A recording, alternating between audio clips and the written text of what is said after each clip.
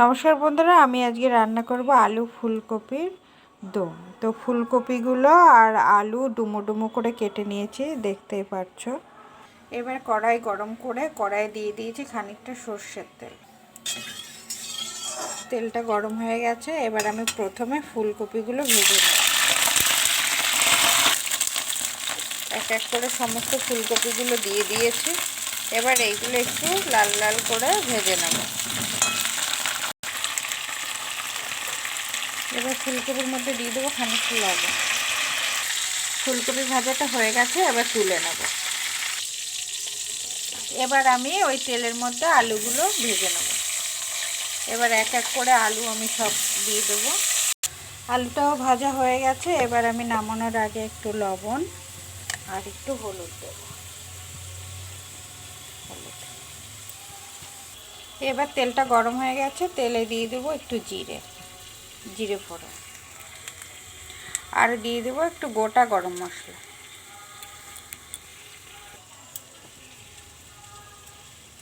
এবারে দিয়ে দেবো বাটা মশলা। এই মশলাটার মধ্যে আছে জিরে, আদা আর কিছুটা কাঁচা বাদাম আর কাঁচা লঙ্কা। তেলের উপর আমি মশলাটা দিয়ে দেবো। মশলাটা খানিকটা হয়ে এসছে, এবার আমি দিয়ে দেবো একটু ধনিয়া পাউডার, খানিকটা দিয়ে দেবো হলদি পাউডার, খানিকটা দিয়ে দেবো কাশ্মীরি লঙ্কা গুঁড়ো।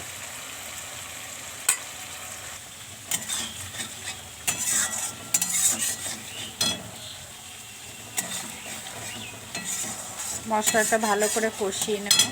খুলে একবার দেখে নিই মশলাটা তেল ছেড়েছে কিনা। দেখুন কালারটা খুব সুন্দর এসছে, তেলও ছেড়ে গেছে। এবার তরকারিতে দিয়ে দেবো ফ্যাটানো টক দই। দইটা দিয়ে দিয়েছে, এবার একটু নাড়াচাড়া করে ভালো করে মিশিয়ে নেব। মশলাটা হয়ে এসছে, এবার আমি প্রথমে আলুটা দিয়ে দেব। আলুটা দিয়ে মশলা দিয়ে আগে প্রথমে ভালো করে কষিয়ে নেব, পরে ফুলকপিটা দেব। আলু মশলার থেকে তেল ছেড়ে এসছে, এবার আমি ফুলকপিগুলো দিয়ে দেবো।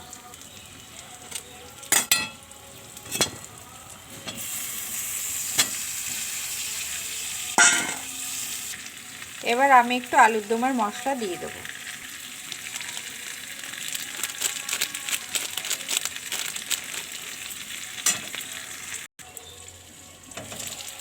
ঢাকনাতে তুলে একবার দেখে নিই, তেল ছেড়ে এসছে।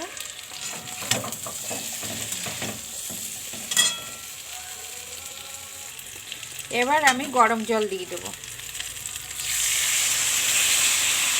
গরম জলটা ফুটিয়ে রেখেছিলাম, আমি পরিমাণ মতন জল দিয়ে দিয়েছি।